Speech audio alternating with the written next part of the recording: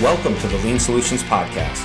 This is the podcast that adds value to leaders by helping you improve performance using process improvement solutions with bottom line results. My name is Patrick Adams, and this season I'll be joined by three other amazing hosts, including Catherine McDonald from Ireland, Andy Ulrich from Australia, and Shayne Daughenbaugh from the United States. Join us as we bring you guests and experiences of lean practitioners from all over the world.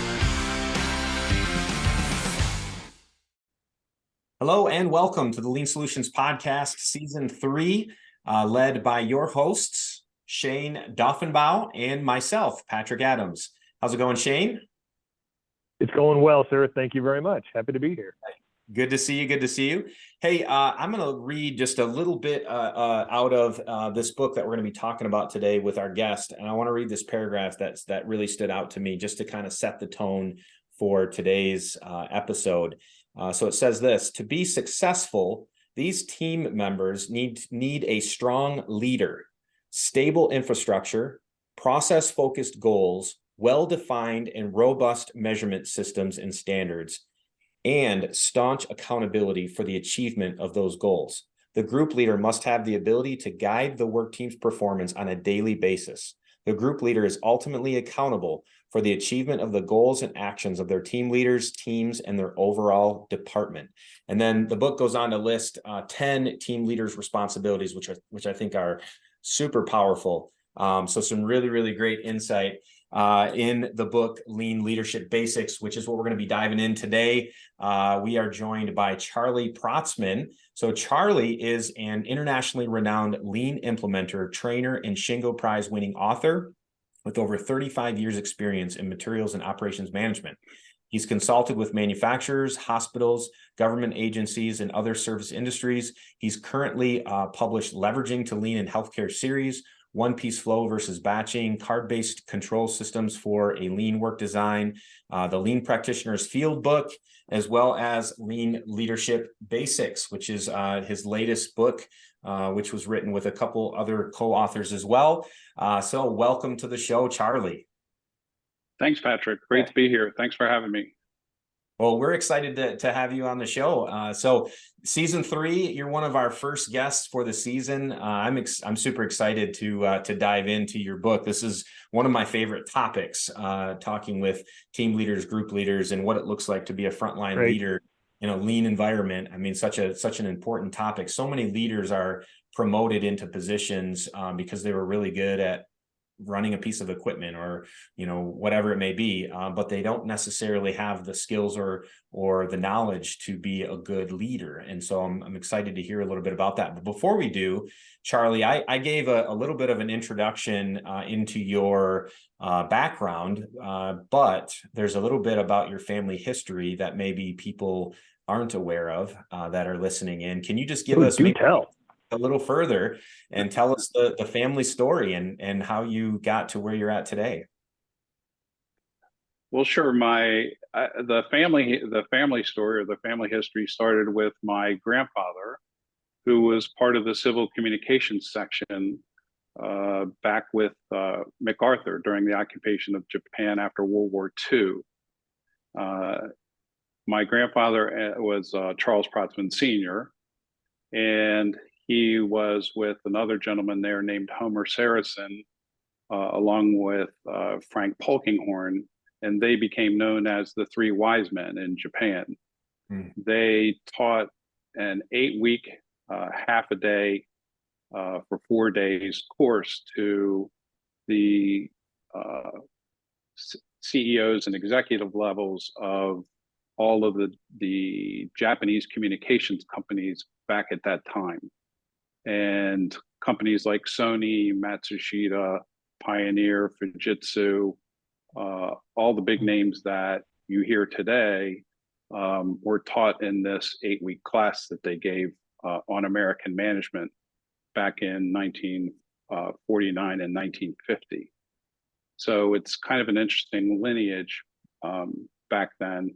And the course was really all about American management, not just focused on quality.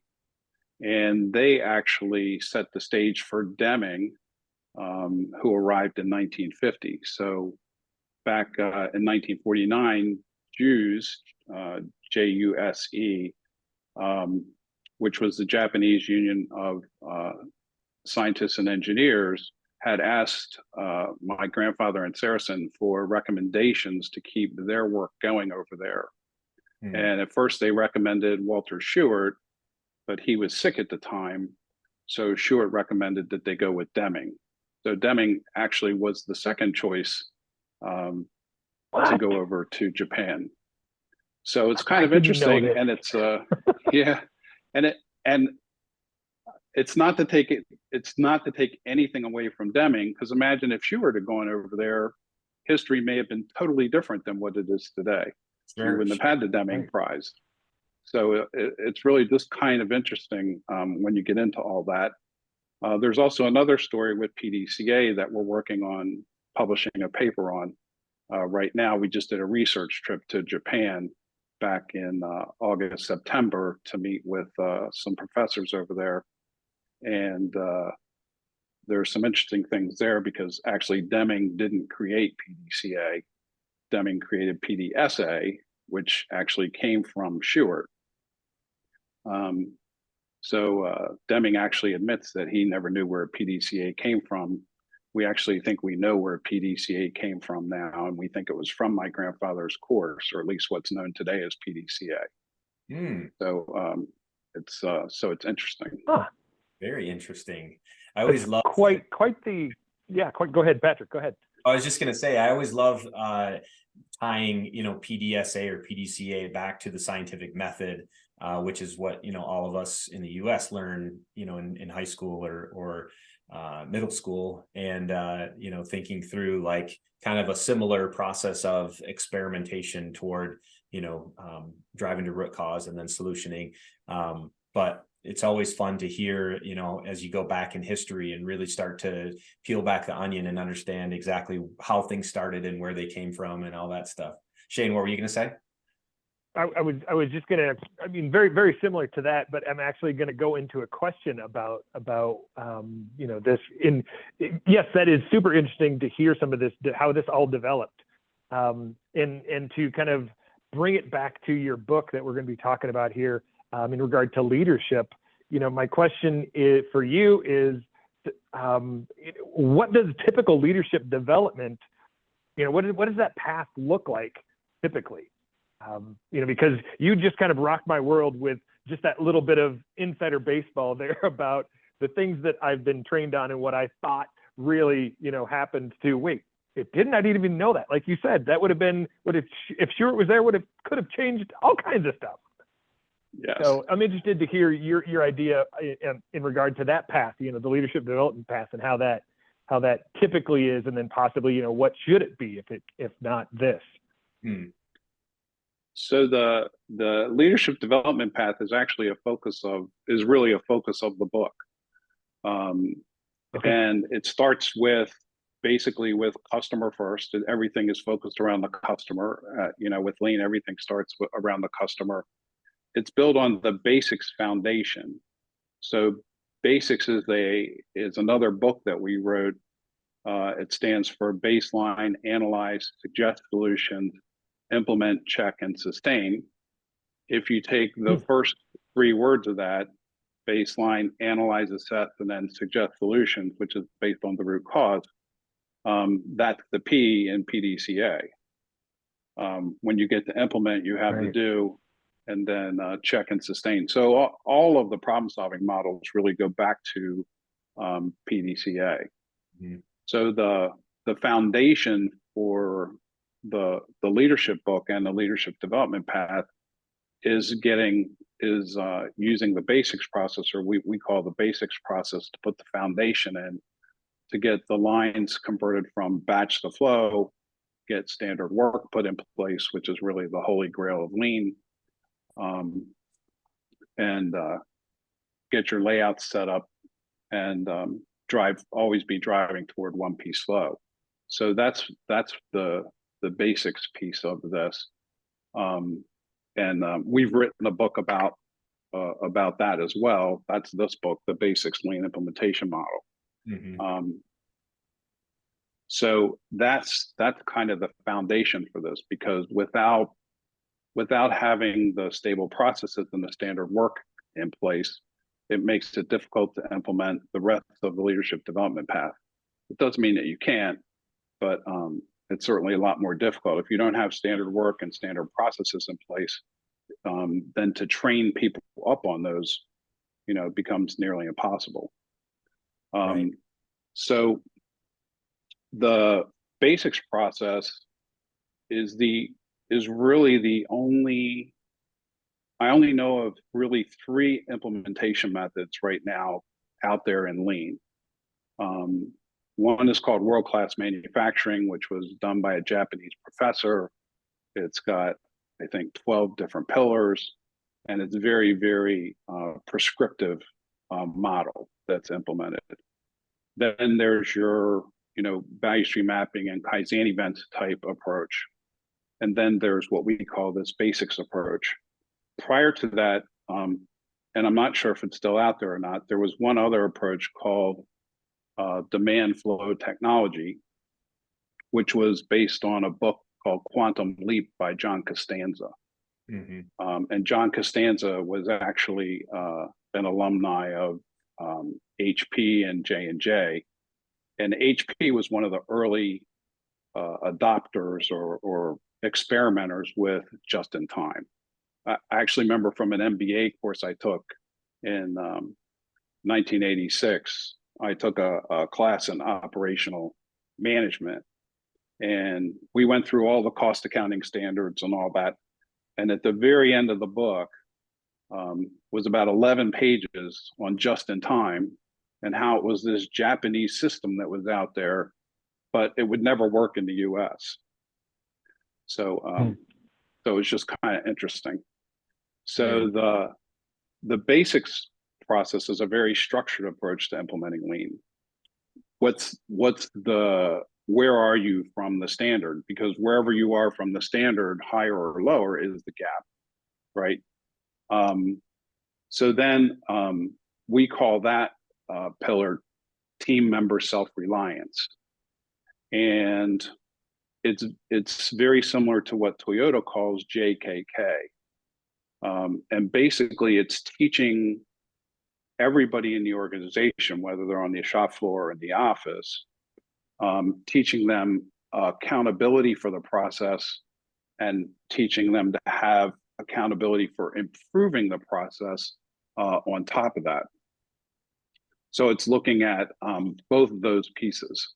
So it's all about instilling ownership for the job, instilling discipline to create, follow, and how to improve standard work, have a bias for action, and continuously improving your processes. And then coaching and teaching them different Lean technical skills, and then creating the metrics in order to measure your performance.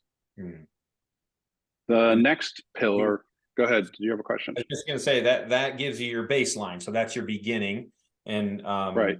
You guys have another point in here around team member self-reliance that says this is the area where you're learning to see waste, learning to identify gaps, and measuring yourself to that, which is, like you said, that's your baseline, right? That's the beginning. Correct. Okay. So Charlie, can I jump in real quick and ask a question? Sure. Because you hit a bell in my head when you mentioned metrics. How do you help teams measure what actually matters? Because from what I have, the little exposure that I have had, we have an overabundance of data that's out there, and we're trying to measure everything, but that doesn't mean that everything really matters in regards to moving us forward. It could just be data for data's sake. But how do you help teams understand in this idea, especially if we're going to hold people accountable for the things that understanding what the problems are and accountable for actually finding solutions to those? How do you help them understand a metric that matters, or how do you help them differentiate between noise and a reality, or that which is more important? So I think it's a really good question, and I'd be remiss if I didn't bring up Mike Myers in this conversation, and Dan Protzman, some of my co-authors. But Mike Myers this book originally started as a shop floor management book.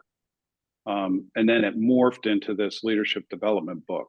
It was kind of interesting.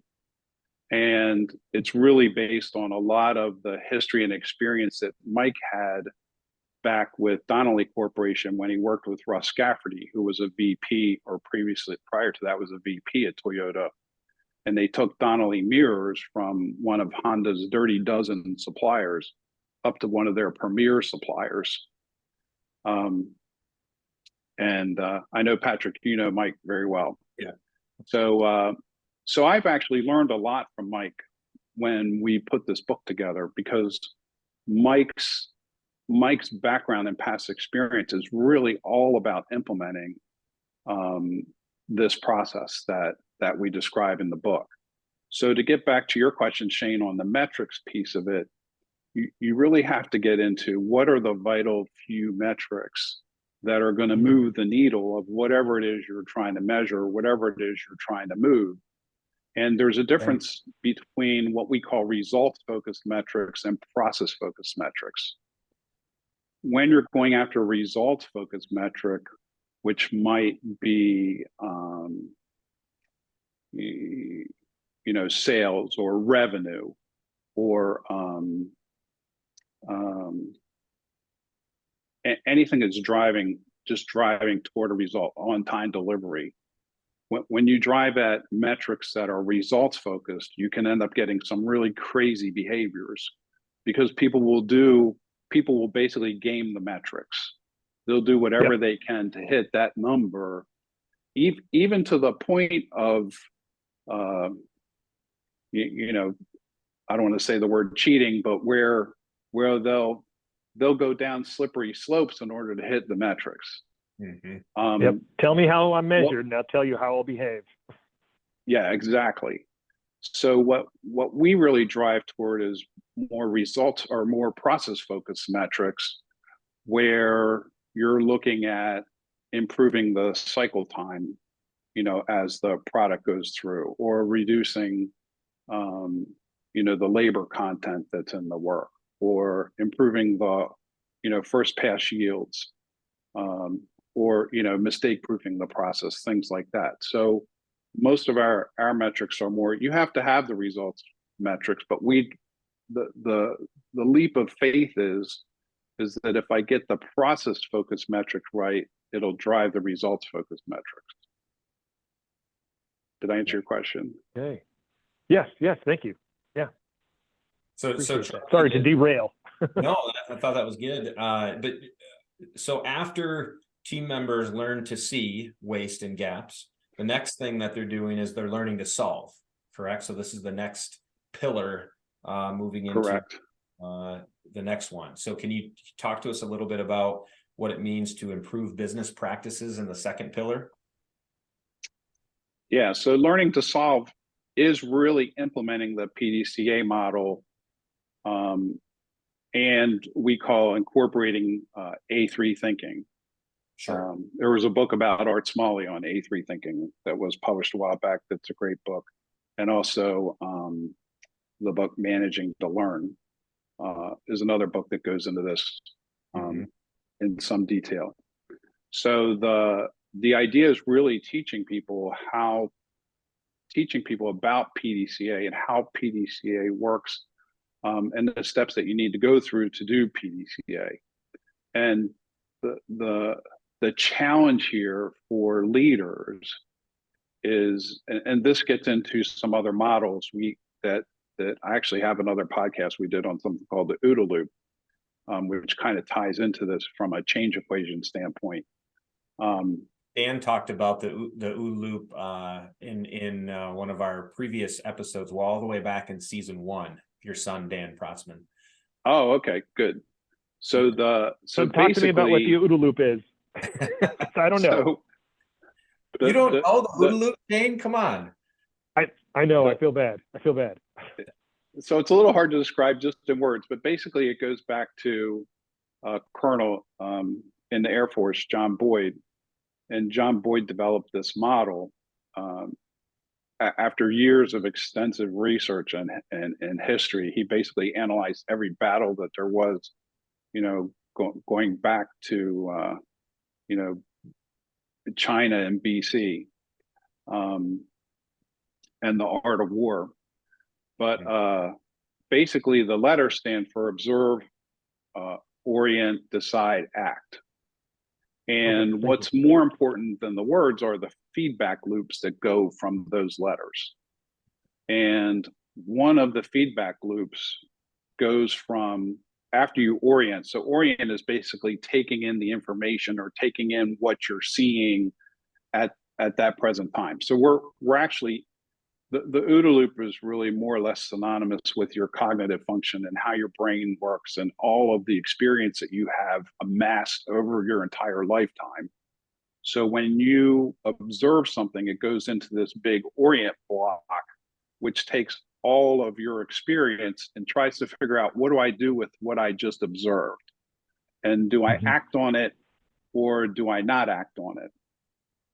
When people freeze, and there was a book on this, I don't have it at the tip of my tongue, but there was a book about the Twin Towers and basically how people froze because they were taught for years that to listen to the PA because the PA will tell you what to do. Well, when the planes hit the buildings, the PA went off and people were literally frozen. They didn't know what to do, so they didn't act at all. There's another path that goes from orient right to act. So my example for this is there's a fire. What do? I throw water on it, right? We all know that. We all have that orientation, that experience that says, oh, there's a fire, you throw water on it. The problem that you can get into is when you take that orient to act path, if you don't have the right experience, it can really put you into a mess. Yes. Because let's say that's a grease fire and I just threw water on it, right? So now it's exponentially worse. So the other path that people can go through is to actually go through the entire thing, observe, orient, decide, act. And that's what we call the PDCA path, where I'm actually taking the time when I'm orienting to assess and analyze the situation and then decide what action do I want to take or what hypothesis am I going to put together. And then I act to test out the hypothesis to see, did I get the expected result? That's really the PDCA path that's in the OODA loop. The reason that this becomes important is that 80 to 90% of us, when we're faced with a problem or a new problem, we tend to go from orient to act because that's the low energy path.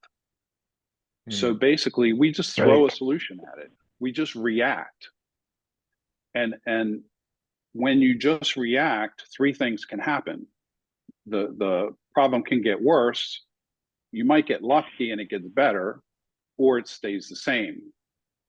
Inevitably, it tends to get worse. And when it does, it always comes back and bites you at the worst possible time. So the real challenge here, and what Toyota has been so successful at really since the 1950s and implementing this, is they have made the PDCA path the standard path that people take when they're problem solving. The challenge for every other company in the world is, how do you do that? Because 80 to 90% of us always want to take that low energy path to go right from orient to act, because we don't have time. Here's a problem, right? We're fighting fires. We're busy. We don't have time to go get data. Who has time to do that, right? So the real challenge and the secret behind this book is you need to take that PDCA path, because that other path from orient to act actually creates the firefighting. Because if you don't fix the problems so they don't come back, you're stuck with all the problems all the time. So you're just constantly firefighting. So that's the secret. This learning to solve piece is really key, because that's what gets us out of firefighting. And that's what helps you to stabilize your processes. Because if your supervisors, if your group leaders are firefighting all day, you don't have time to fix things. So you've got to take that time to fix things and fix the problems so that they don't come back. So important, such an important concept. So many leaders go about their day, their week, their month, and just deal with the fires around them, coming into work on their cell phone, listening to all the fires they're coming into. I mean, what a stressful. Well, that's how you end up with this, Patrick, that's in your book, right? The continuous improvement trap. Because the appearance trap is the low energy path. Yeah. Right. Anybody can make a company look good with 5S, but any company I've been in, most companies I've been in where they do 5S, they have very difficult time sustaining it. So that's the discipline piece that comes with this development path, and the accountability piece that companies have to get in place in order to do that. But the real secret is you've got to get people trained in problem solving and trained in going down the PDCA path, and giving them the time to teach them how to think. I've literally spent 9 months with a gentleman in China teaching them literally how to think. And in China, the way that they're taught is basically when there's a problem, they say, here's the template, here's the solution, here's how you go fix it. So his question to me was always, well, what's the template? Show me an example. How do I go do this? Give me something that I can follow. And I said, no, you have to think. So it literally took 9 months. This was actually had to do with inventory turns. And his challenge was to go from 3 inventory turns to 8. And he told me it was impossible, couldn't be done. Well, 3 years later, after we got down and got through and started teaching them how to think, they actually got up to 14 turns. So, but it's that the fisherman thing, right? It's really teaching people how to think and forcing them to think versus just throwing a solution at something or throwing the template at it and hoping it works. Well, and that's this, Charlie. Oh, go ahead, Shayne. Go ahead. Now, I'm just curious with that. Like, good night. You just said it took 3 years for you to work with this. Like, I myself, I'm not involved in big, huge, giant companies. I myself haven't found a company that is willing. Okay, I'll be patient while you teach us this path for 3 years before they actually see the result. Are there results coming along the way, or how do you approach teaching leadership in this way for the long run? How do you, or is there just times where you go, I'm sorry, I can't work with you because this really has to do with, a longer goal than what you want the immediate, because that's what firefighting is all about. And that's what we want. We want immediate results, chop, chop, chop, chop, chop. But you're saying, whoa, slow down. Ooh, this is the long game. Before you answer so it depends. Charlie, before you answer that real quick, let me just jump in with my question because it went right along with Shayne's. Actually, we were both connected on this one because I think this is the same problem that you mentioned, Charlie, that U.S. and many other Western cultures got it. The problem that we fell into was, Toyota has given us a roadmap. Let's just do exactly what Toyota did, and we'll get the exact same results that Toyota got.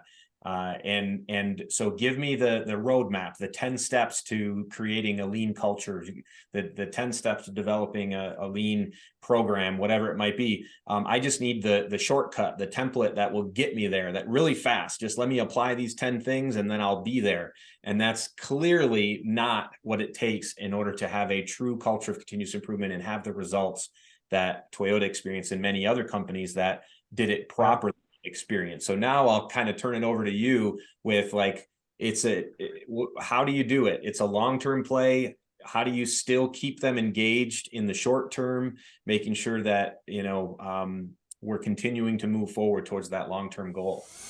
Hello, everyone. I am sorry to interrupt this episode of the Lean Solutions podcast, but I wanted to take a moment to invite you to pick up a copy of my Shingo award-winning book, Avoiding the Continuous Appearance Trap. In the book, I contrast the cultures of two companies I worked for. And though each started with similar lean models, one was mechanistic and only gave the appearance of lean, while the other developed a true culture of continuous improvement. The contrast provides a vivid example of the difference between fake lean and true lean. You can find the book on Amazon.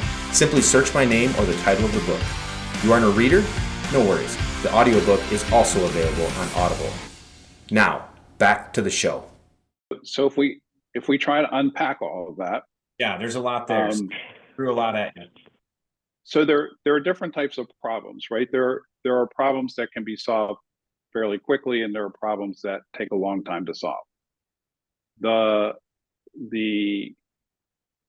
inventory one that I just talked about, they actually got to, I think, 6 turns the first year, and then 8 turns, and then up to 10 to 12, and then they hit 14. So it was this ongoing continuous improvement.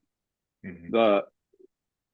I never say never, but to go from 3 turns to 14 turns in a year is extremely difficult. So there are some goals when you're into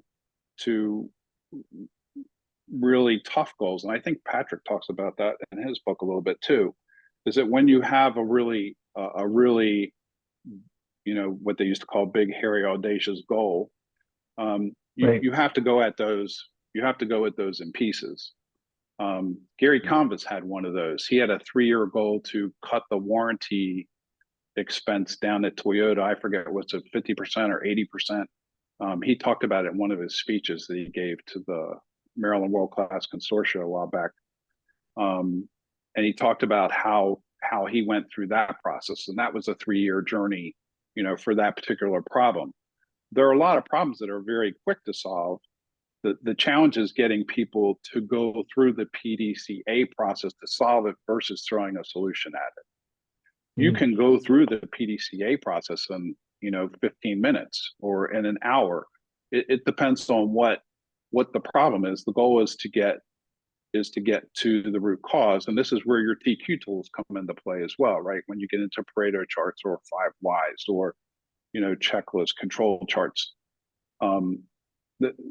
That's where you're using those tools to help you come up with what's the root cause, so you can go after the root cause of the problem versus the symptoms of the problem. So not every problem is going to take you 3 years to solve. This particular one though was huge because it was a very large company,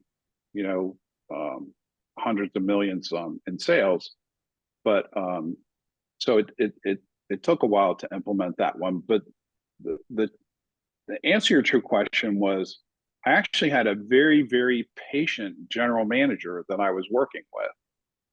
And he and I worked very closely together to coach people up. And we both supported each other as we went through this process. And he let us go through that process for that 9 months to get this person to think. And that person has gone on to have a very successful career, by the way. So as you're going through all this, and it actually kind of leads into the next piece of the development path. But the whole goal of this thing is coaching up and developing people. Okay. And if you don't develop your people, you're never going to sustain anything. And that's one of the big challenges we have when we implement lean. And I know Patrick's familiar with this too, is after you implement a line and you get standard work in place and you have the management trained up, you have the group leaders trained, you have the team leaders trained. They used to call lean the fragile production system, because it takes years to implement, but you can undo it like that. That's right. Sure.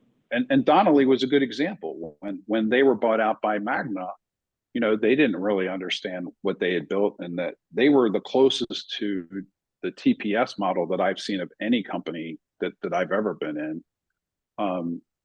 But you can really undo this overnight if you don't have a good understanding of lean and the long-term play that's involved with it. So it really is taking the time to develop your people. And a lot of times today, how do companies develop people? They basically say, okay, you're promoted to supervisor, here you go. Right. And that's it. You don't even see basic supervisor training today at a lot of companies. You're just basically, it's here it is. And the big challenges with companies today that we're finding is that you have all these baby boomers now that are retiring, that are leaving. And if you don't have standard work in place, if you haven't done lean, all that knowledge is going out the window with them. And if you're lucky, you can bring them back as consultants to help you. If you're not lucky, basically you lose the recipe. Yeah. So of even how to do the work. So now you're back into trying to recreate whatever it was that made it successful in the past. And we've seen this at companies. I literally saw, as sad as it is to say, there was a company where a guy got hit by a bus. And they literally had to discontinue the product line because nobody else knew how to build it. Oh, geez. So you get into, at a lot of companies, you have what we call these single point of failures. And as people are retiring, those single point of failures are increasing. It's when you end up at a company where the machine has a person's name. Oh, that's Joe's machine, or that's Tony's process. And when they go on vacation, what happens? Everything stops. Right. So the next step in these pillars is what we call on-the-job development, or learning to share. And it's basically taking the learning to see and the learning to solve pieces, which are more classroom training based, and then working to implement those with the team leaders and the group leaders. So as you get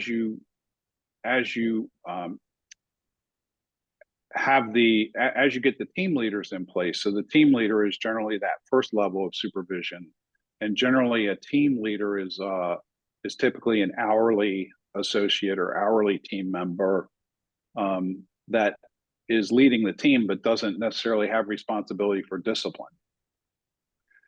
The group leader then is over the team leaders. So in Toyota's model, a team leader is typically over 5 persons, maybe up to 8 persons.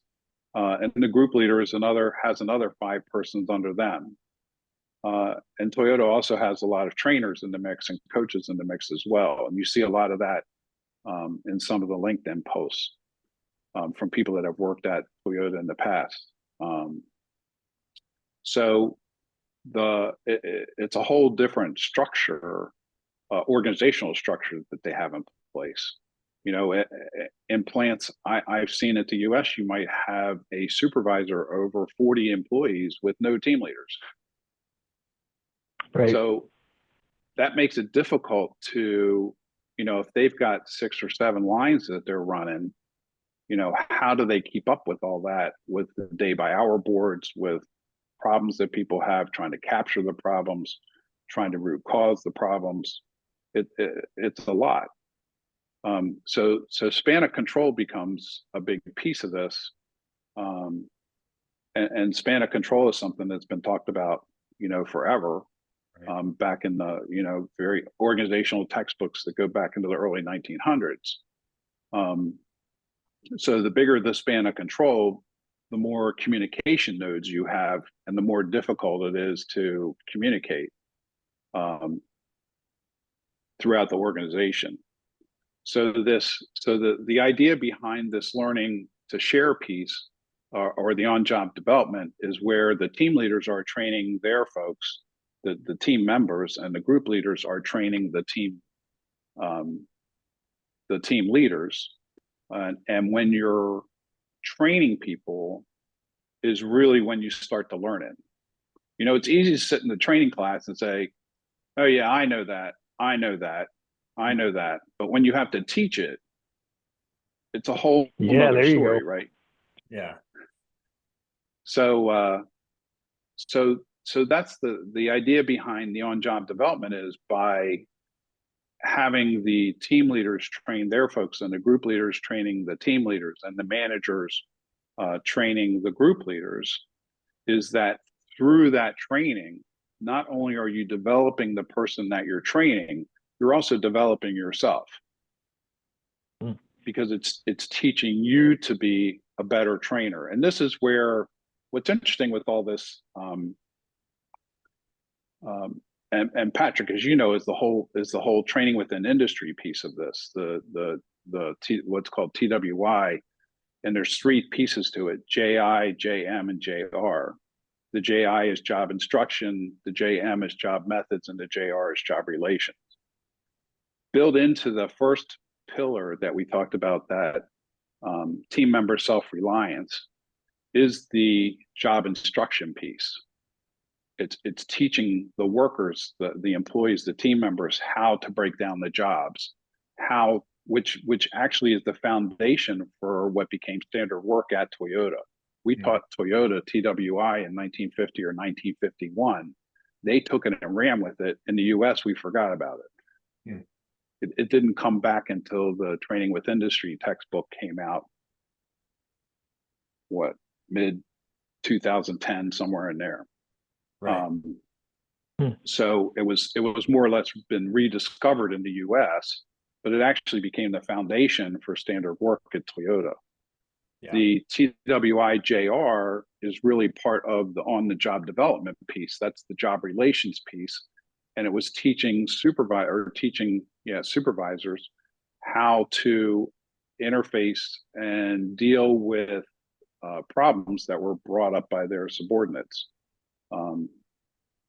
So in the team leader application, it would be where the team members are bringing up problems to the team leader, and how do you manage that? How do you handle that? How do you handle the communication? And then the same way from the team leader to the group leader. And then the job methods piece really fits more into the learning how to solve, which is the PDCA piece of the whole thing. Right. So it's interesting how all of this, the history is really, really important in all of this. It is. It's so how we got to where we are. Yeah, it's so important. And honestly, we could do a whole nother episode on TWI. We should probably have you on to dive into that one, because that's a whole nother, I mean, getting into the background history of and the value that they bring to so many organizations that are unaware of it. So powerful. Charlie, I wish we could continue. We do need to wrap up. I wanted to ask you, kind of a final question on your book here, Lean Leadership Basics. Where if someone's interested to grab this book, where would they go? Is it available on Amazon? Is there a certain website? It's available on Amazon. It's also available from CRC Press or Productivity Press now, which is owned by Taylor and Francis. So a lot of times, I know the CRC Press, it's crcpress.com. A lot of times they have discounts that they offer on the books. I think like 20% off most of the time that you can get on the book. I'm not sure where Amazon is with the pricing. Okay. Well, we'll drop a couple links into the show notes. So if listeners are interested to go out and grab a copy of the book, they can go right to the show notes and find a link to that. And then we'll also drop your contact in there as well, Charlie, for connection on LinkedIn and your website for Business Improvement Group, which you guys do a fair amount of coaching, consulting, training. You have a whole academy set up with some online training available. So we'll drop a link to that as well. That'd be great. I think one other thing to mention on this was a good friend of ours was Ritsuo Shingo, who was the son of Shigeo Shingo. He's actually a better friend to my son, Dan. And he actually wrote the foreword for this book. Yeah. And it was just a couple of weeks, I think, before he passed. So, so we were really sorry to see him go. I was actually going to have him speak at one of my 5-day classes. But he wasn't answering his emails, and then we found out why. So that was a huge loss to the Lean community. He was certainly a good friend. So, but we were very fortunate to get his to have him write the foreword for the book as well. Love it, and it is a great forward. Both him That's and special. Nigel. Yeah. So yeah, and Nigel as well, because all of this dovetails into some of the work Nigel's been doing with the flow system and that type thing. So we're in one domain of Cynefin, and Nigel's in a different one. yes, Nigel's in the complex domain. We're in the simple and complicated domains. right. Yeah, we'll have Nigel on here later on this season. He was on last season as well, but we're going to dive into that a little bit more this year. Well, Charlie, it's been great to have you on. So much appreciate what you and your team are doing at Business Improvement Group, and really appreciate your, the value that you bring to the lean community through the different writings that you've put out. And yeah, just want to say thank you and appreciate you on the show. We'll have you back for another episode. We'll dive into TWI maybe or some other concept. So thanks for being on. Okay, well, thanks very much to you and Shayne for having me on, and this was really fun. I really enjoyed it. All right, it's been a pleasure. Thanks so much for tuning in to this episode of the Lean Solutions Podcast. If you haven't done so already, please be sure to subscribe. This way you'll get updates as new episodes become available. If you feel so inclined, please give us a review. Thank you so much.